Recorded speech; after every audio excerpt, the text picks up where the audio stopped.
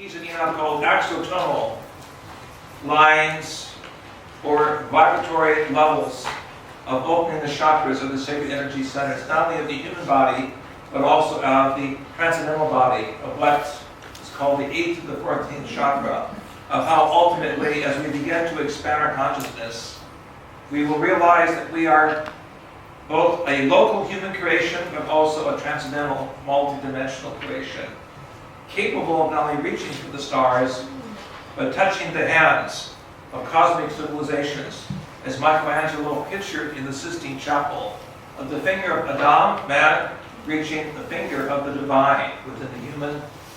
We go forth together. So may you celebrate in unity this very special creation of Darren and Brad that they bring to celebrate this special gathering of hearts, minds, and spirits for future worlds through sacred resonance. As we begin, we listen to the sounds of syntony from our CD Cool. And these represent certain sound structures found within the King's Chamber of the Great Pyramid, and how these binaural beats can take us into these states of higher forms of consciousness, hemispheric synchronization, and as we explained in our talk, ultimately into a state of higher balance.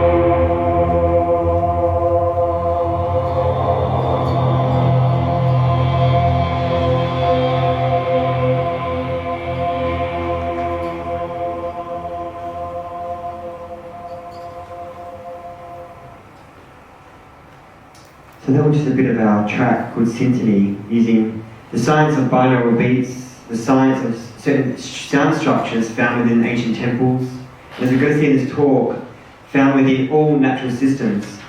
Our background Sacred Resonance we formed in 1997, and through certain forms of meditation, hearing certain sounds called in the Sanskrit tradition the music of the spheres, the ringing of bells, the buzzing of bees, the rushing of waters, we wanted to bring this, and myself wanted to bring this into a musical composition. What were these sounds, and how did these sounds bring us into this state of peace, into this state of connection?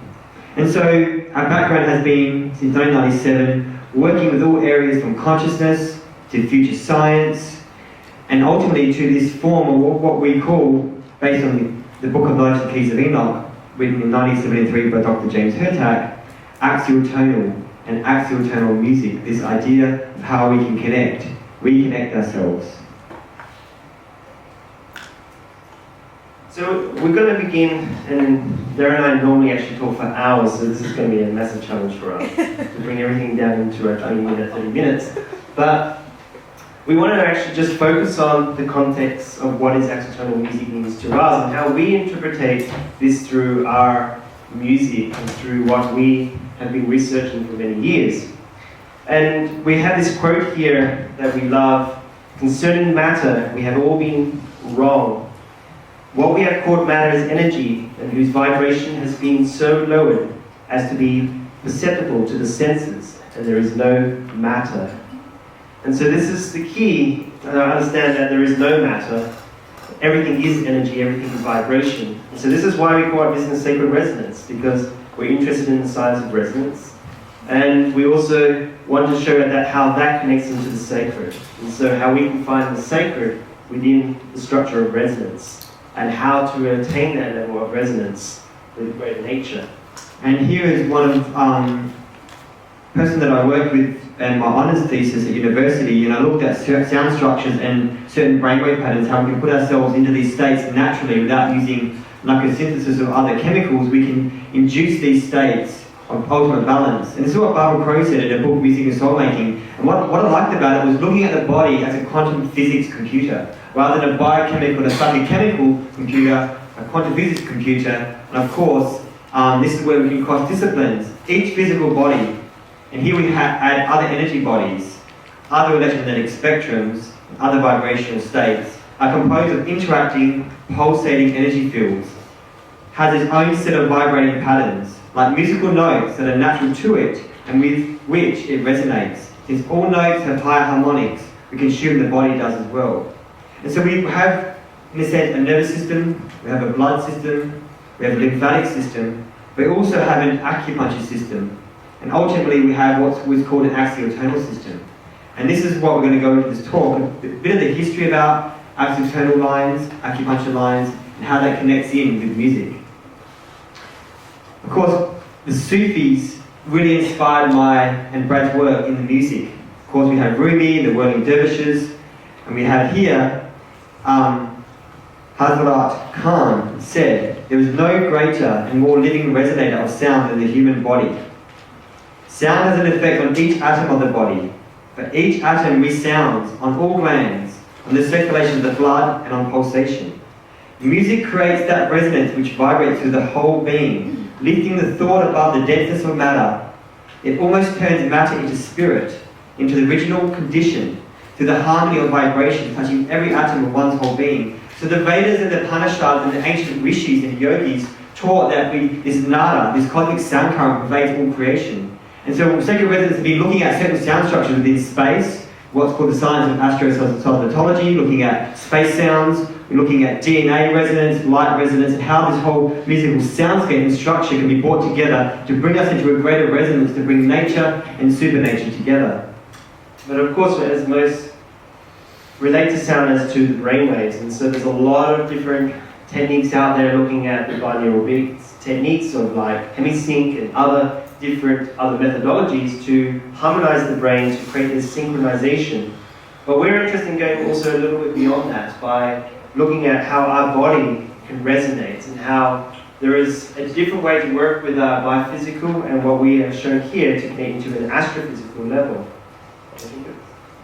And so we saw in the 1970s in what's called the Alpha movement that people treated the body as a very simple process. You put an input and you get this output. But we're learning now the body works such more complex. The body works in this whole idea of chaos theory or fractal theory. Works on a homodynamic rather than a homostatic principle. And when we look into chaos theory, you can realize that everything operates not on equilibrium, but on the far of equilibrium. So there's new sciences like mind-body medicine, which Larry Dossey talks about, era 1, the body, era 2, the mind-body medicine, era 3, non-local medicine. We can go into this non-local state of what the quantum physicists are calling quantum entanglement, and this idea that we realize it's a more complex system. But the most important thing about this new science of quantum physics is showing that we're operating far from equilibrium. Certain vibrational states, certain medicine, whether it be homeopathic, vibrational medicine, can trigger and cascade a whole system back into balance through simple, knowing the right frequencies, knowing the right input, we can bring our body back into balance.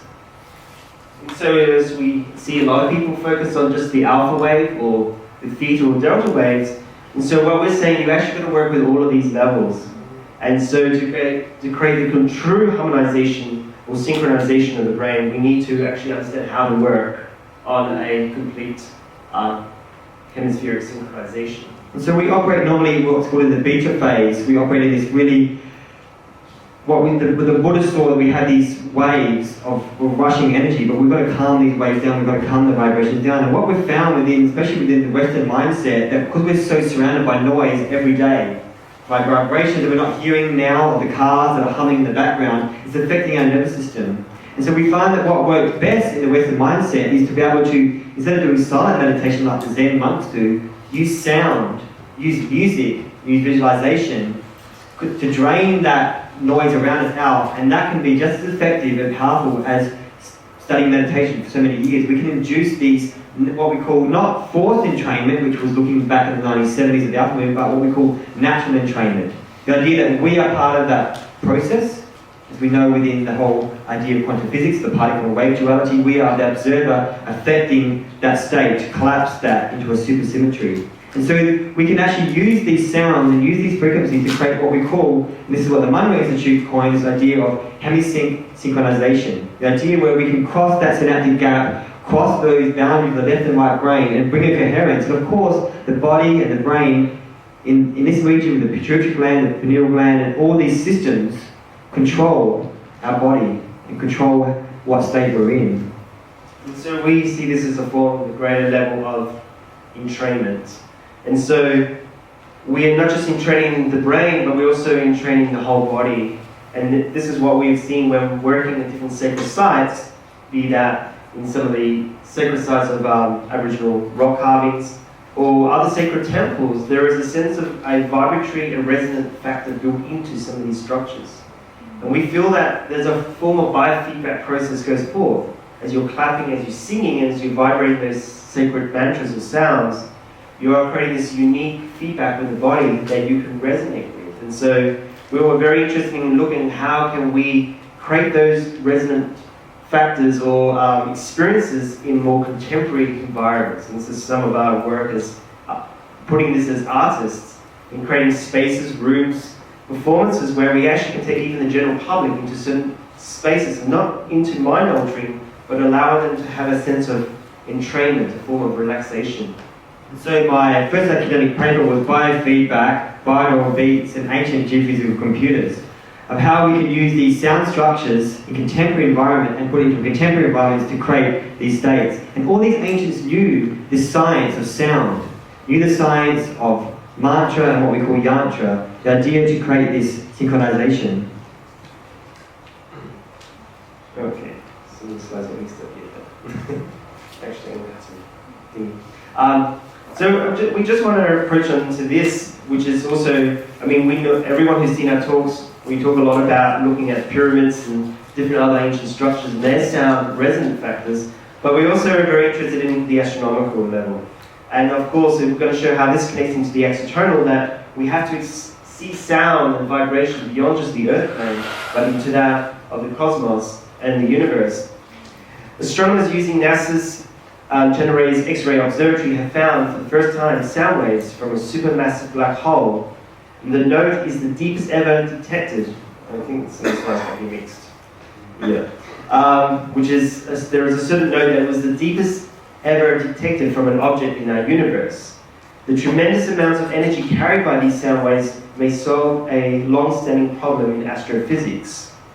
So what they found is here, this black hole that astronomers have discovered has this unique sound, and so they're using this as a form now to map out the universe and different other structures around galaxies to actually determine the density of black holes or other astronomical or astrophysical objects to understand through the use of sound.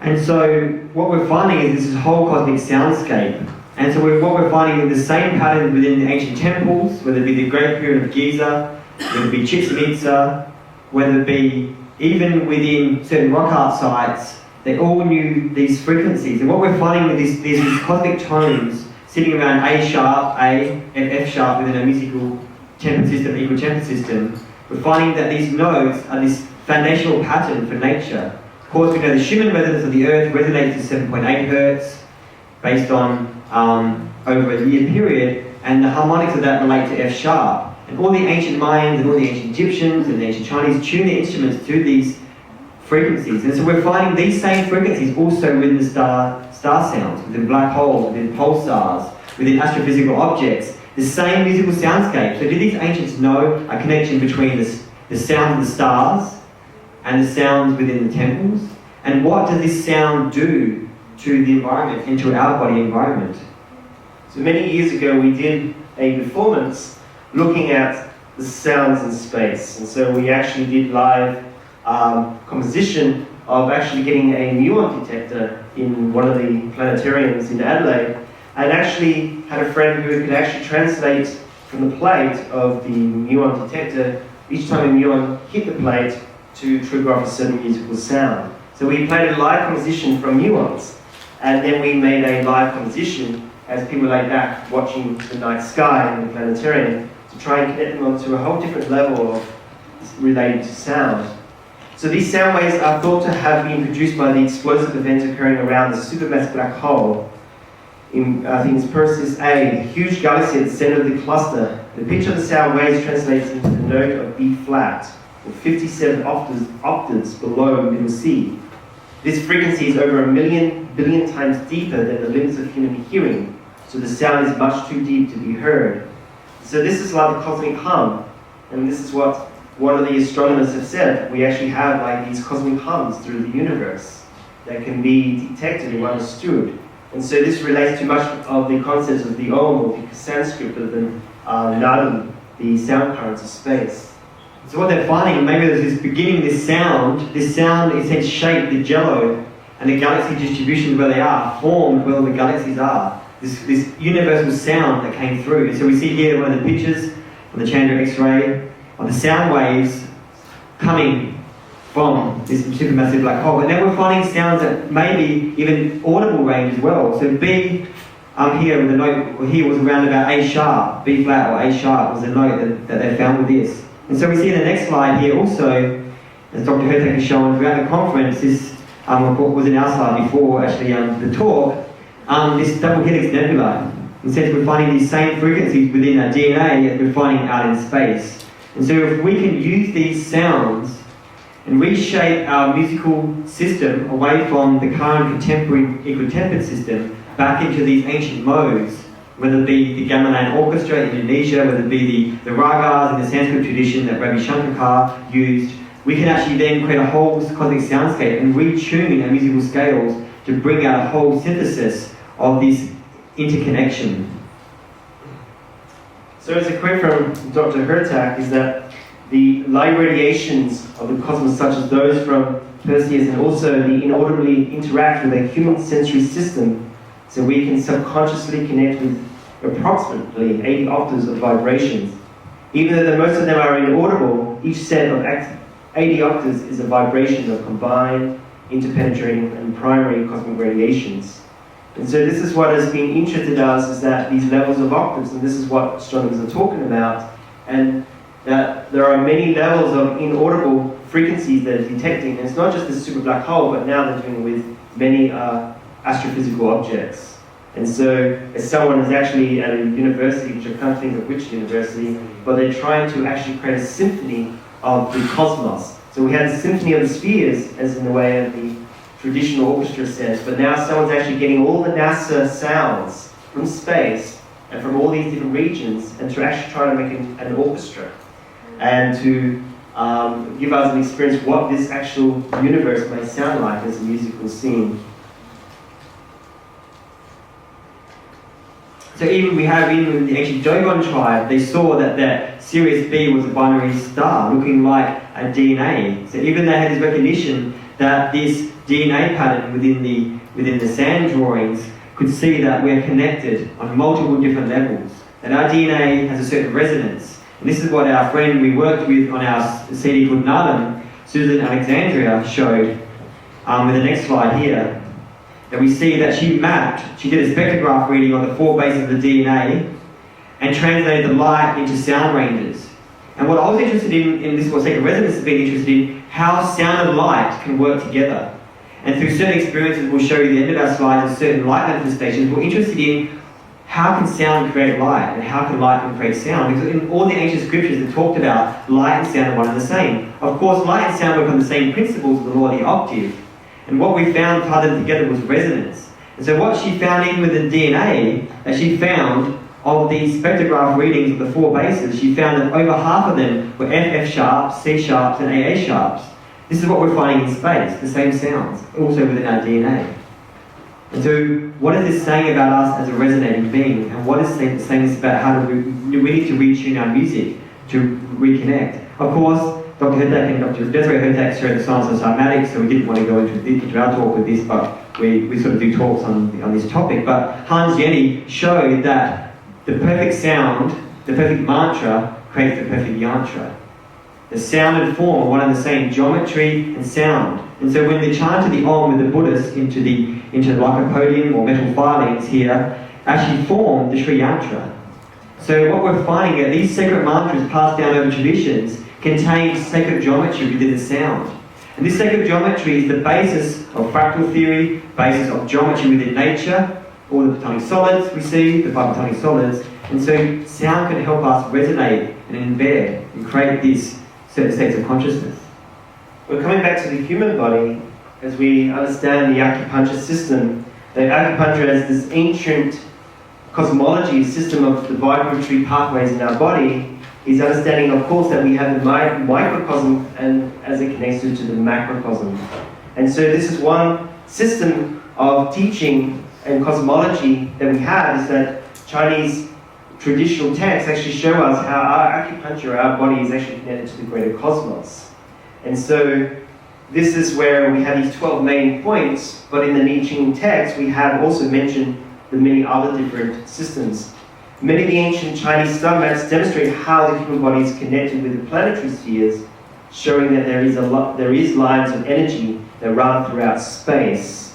Not just space in the sense we externally see space, but space as within internal space.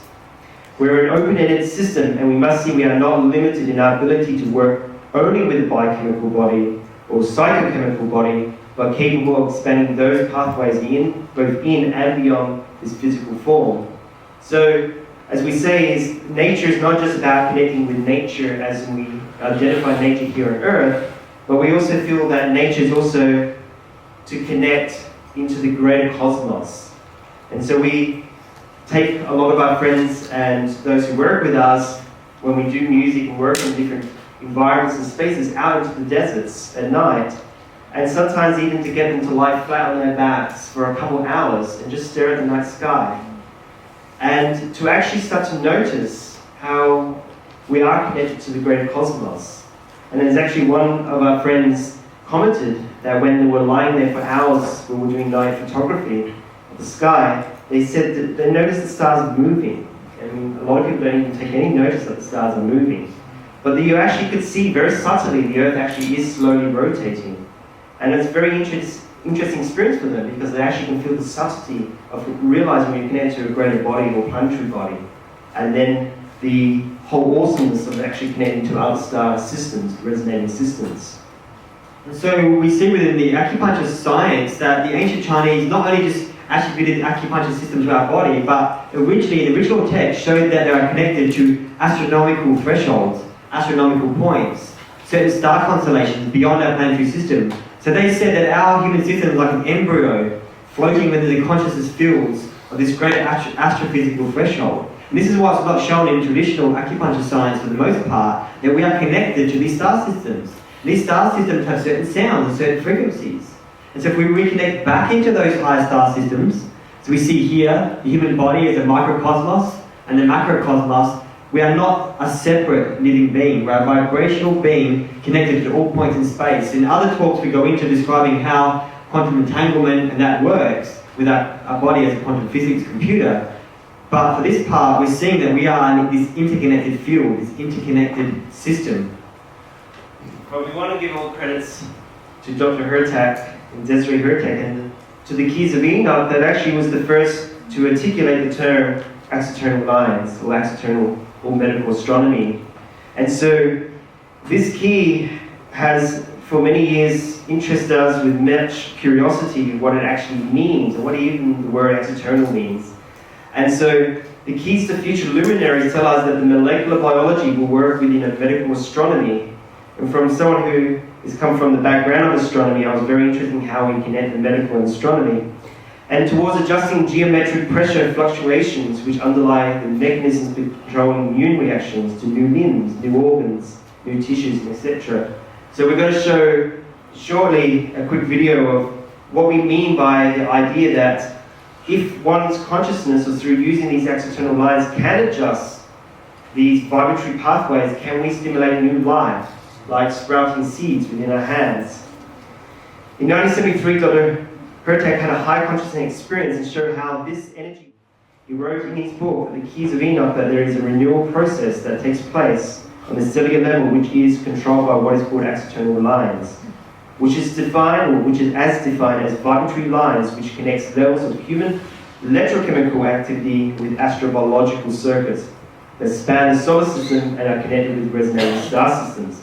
And so the idea of resonating star system is what we were connecting into, that these sounds in space, these are actually points in space that are shown to be resonating. There are living vibrations or sound vibrations throughout our cosmos.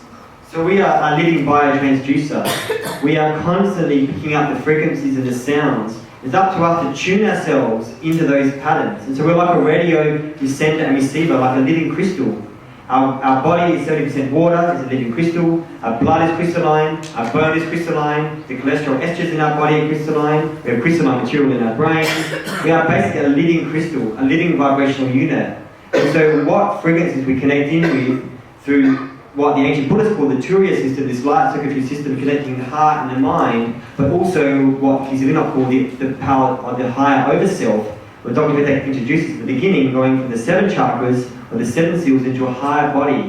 What Michael Ellis talked about, this body of light, we are living light and sound. And this is what is meant by Axiatonal, the idea of the angle relationships, connected with tonal vibrations, connected with what we see certain noise temperature calibrations of how our biology can pick up other levels of noise, and we can attune ourselves away from this mental noise, away from this physical noise, into a whole living soundscape of musical form. And this is what we find within fractal theory, that the complexity and the musical structures, and it's said that when we listen to music, our brain actually counts. That's why having complex music can put us into this state. So our brain is doing all these calculations and all these complexities to put us in these states. But the key in this is, as in this slide here, is that we are part of this open-ended universe. And this is the cosmology that we need to think about in our body, that we are an open-ended system, that we're not a closed-end system. And so when we're working with medicine, when we're working with the idea of sound, of course we have to think as an open-ended system and have an open-ended sort of feedback process than just always seeing our body as this closed-end point. So Axiatonal music is what we're working with, is connected with the mantric or sacred music, which can amplify or cue the signal-noise relationship of the Axiatonal acupuncture system, so that the human body can receive energy from higher powers or discrete parallel intelligence. they can use various signaling ranges to give life and bring the healing through an intricate set of links, the chakras built into the body. This is what the great composers like Bach and Beethoven and Mozart realized, is that consciousness is the missing factor, the missing variable to this whole equation. That we are part of this living system, we can't escape this interconnectedness, and so we've got to either choose to be a closed system or an open system, and when we choose to be an open-ended system, knowing the right vibrations to tune into and the right internal vibrations you can tune into, then we can use the power of our mind, like we see here in the photograph from Uri Geller, projecting a pyramid on his fingertip on this side over here, that the Kirlian effect, the idea of the macrocosm, the microcosm, and the holographic model, that we are one part of the hologram is connected to the whole part of the hologram. We see the microcosmos and the macrocosmos within one and the same. And during one of our performances back in, I think it's 2007 actually, this experience happened to us. And this just is a demonstration. We feel that certain paraphysical things can happen under certain musical environments. And we were here doing a live performance at a conference, and during this live performance there was no lights, there was just the screen where we were doing some imagery projection, and suddenly this energy came over the audience, and our good friend Bianca started to take a photo at that moment, felt like something was happening in the room, and this is the image that came out in that photo. And Darren's somewhere behind that pillar of light. Here somewhere. But what we also found is that there was this intelligence, which was quite interesting, because a lot of people in the audience that day actually came up to us and they thought momentarily, in the split second, they thought they saw someone standing above Darren. And just before this, it was quite interesting, because I had a professor come up to me who was presenting at the University of Montreal, and she was saying, and she had I think about 30, 40 CDs worldwide, a big seller, and she said, "Can you tell me the difference between your music and my music?" And I said, well, one, the only thing is that I have this high conscious connection. I'm connecting to a high energy source. And what happens is with this high energy source, the consciousness can shape the sound waves. And it shape the harmonics, like we have in Emoto's research, as it's sort of telling it, that the thoughts can shape the water crystal structure. We can also shape the sound waves. All it is you're tapping into that inner part of your being, into what we believe, into the Axiatonal vibrations. So thank you for talking. Thank you.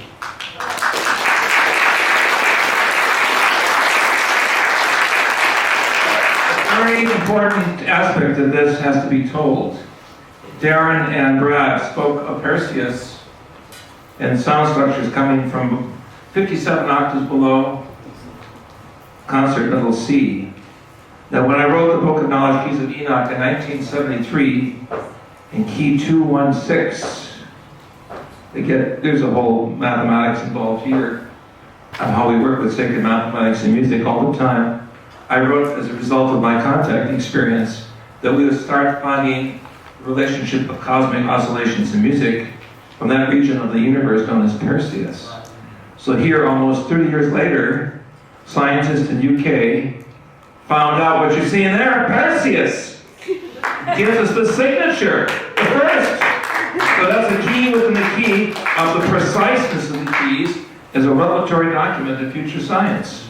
There was no way that I could know amongst the millions of billions of possibilities that one star cluster or galactic region we call a black hole, a massive black hole, would have a sound structure specifically illustrating to scientists of the Earth the first understanding of sound vibrations coming from the greater universe.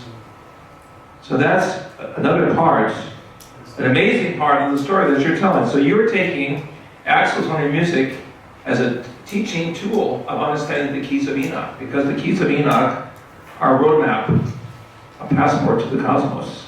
You will not understand this unless you become a musical space individual. In other words, you have to travel in space. You can go to a rocket, or you can go to the power of the mind by energizing those musical frequencies within you to be in concert with those already existing in the greater universe. Why? Because life comes out of the greater universe into human form. We ultimately go back. This is a marvelous presentation. We thank you so much.